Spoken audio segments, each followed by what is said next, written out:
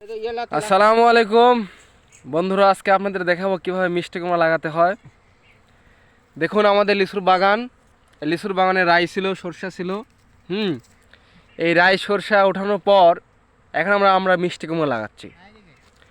আসলে বঙ্গবন্ধু কয়ে গেছে যাতে জমির 1 ইঞ্চি জমি যাতে ফাঁকা না থাকে।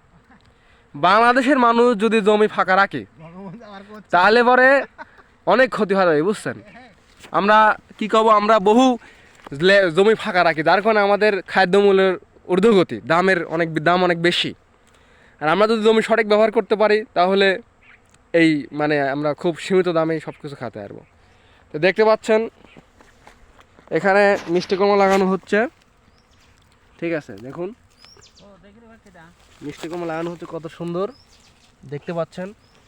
এই যে যত্ন নেওয়া হচ্ছে মিষ্টি কুমড়ার, হ্যাঁ সুন্দর করে। এই যে দেখুন, হ্যাঁ এই যে মিষ্টি কুমড়া লাগানো হচ্ছে, সাথে ডিএপি এবং এমওপি সার দেওয়া হচ্ছে, দেখতেই পাচ্ছেন। এই মিষ্টি কুমড়া কিছুদিন পরে হয়ে যাবে। হ্যাঁ, জানেন আপনারা মিষ্টি কুমড়ার বহু পুষ্টিগুণ। মিষ্টি কুমড়া লাগালে পরে এই মিষ্টি কুমড়া গরুর গোস্ত ব্যবহার করা হয়, মিষ্টি কুমড়াতে জুস হয়, ঠিক আছে। এই যে এটা আমার দাদা মিষ্টি কুমড়া লাগাচ্ছে, ঠিক আছে। দেখুন তো মাতাল মুড়ি দেয়, হ্যাঁ। তো দেখতেই পাচ্ছেন জমির সঠিক ব্যবহার করতে হবে।